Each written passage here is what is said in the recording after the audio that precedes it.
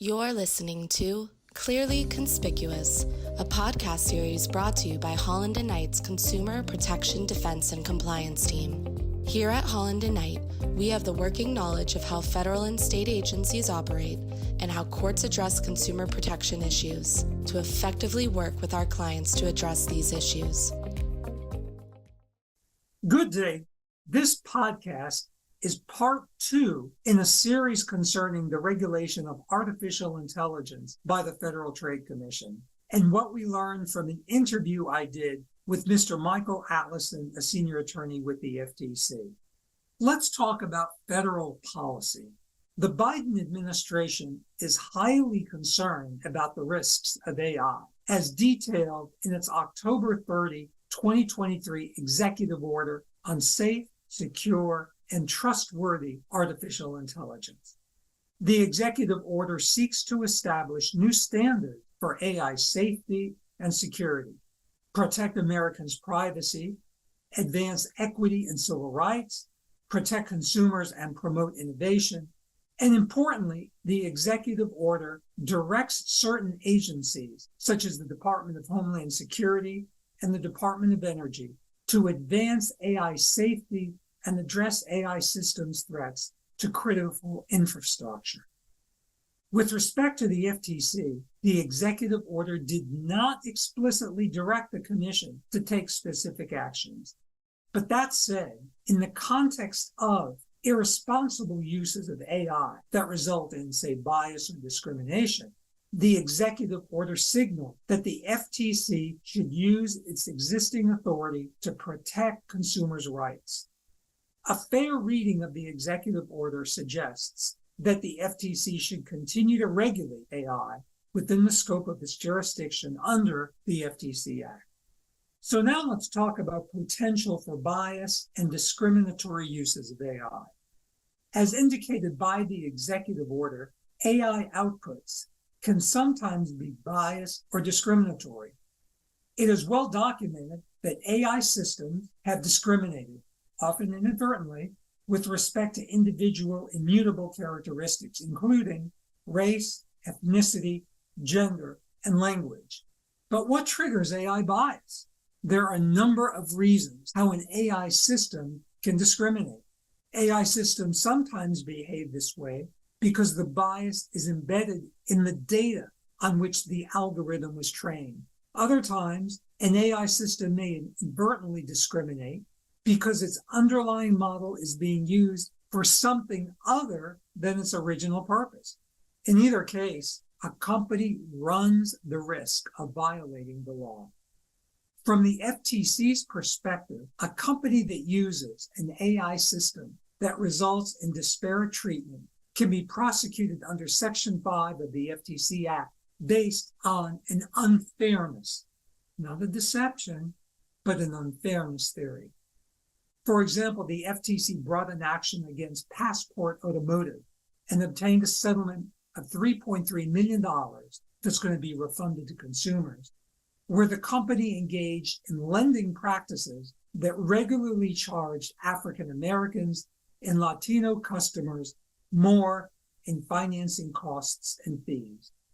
The FTC, along with the Department of Justice, Equal Employment Opportunity Commission, and the Consumer Financial Protection Bureau, are all highly concerned about unfairness in AI, as detailed in their April 25, 2023 joint statement on enforcement efforts against discrimination and bias in automated systems. It's a joint statement.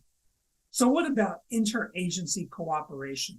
As a general matter, and as evidenced by the recent joint statement, federal agencies communicate and cooperate together in support of federal directives. For example, in the context of AI, the FTC is conducting a joint effort with the CFPB to collect information about tenant screening tools, including whether the underlying algorithms can have an adverse impact on underserved communities. In addition, the FTC is closely coordinating with state attorneys general, given the FTC's loss of its ability to seek disgorgement following the Supreme Court's ruling in AMG Capital Management, LLC. So let's move to another topic dealing with monitoring and disclaimers. Under the FTC Act, companies may be liable for what vendors or contractors do on their behalf. This means that companies have an implied duty to vet and monitor the third parties they engage. Whether a company regularly monitors its vendors and contractors is an important factor in enforcement discretion.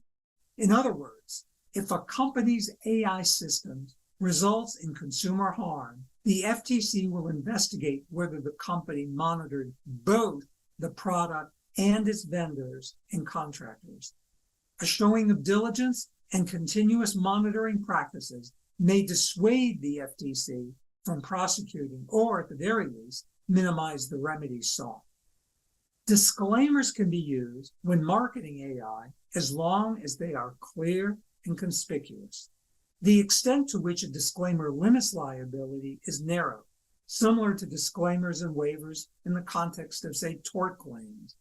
To put it another way, a disclaimer cannot cure blatant deception or harm that the consumer cannot reasonably avoid.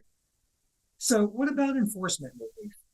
During the course of an investigation and negotiations, the FTC considers injunctive relief and monetary relief, both forms of remedies.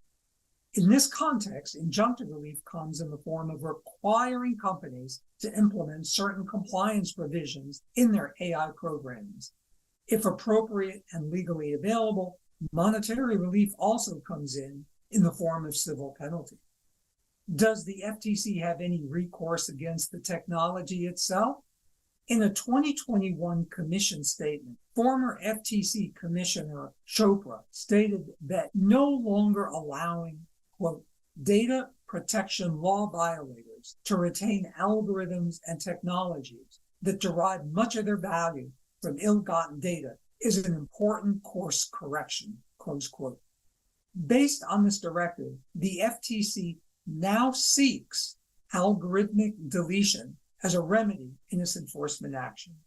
For example, the FTC brought actions against Everalbaum and WW Curbo, in which the commission successfully required those companies to delete both the data collected, the photos and children's information, and the algorithms derived from the data.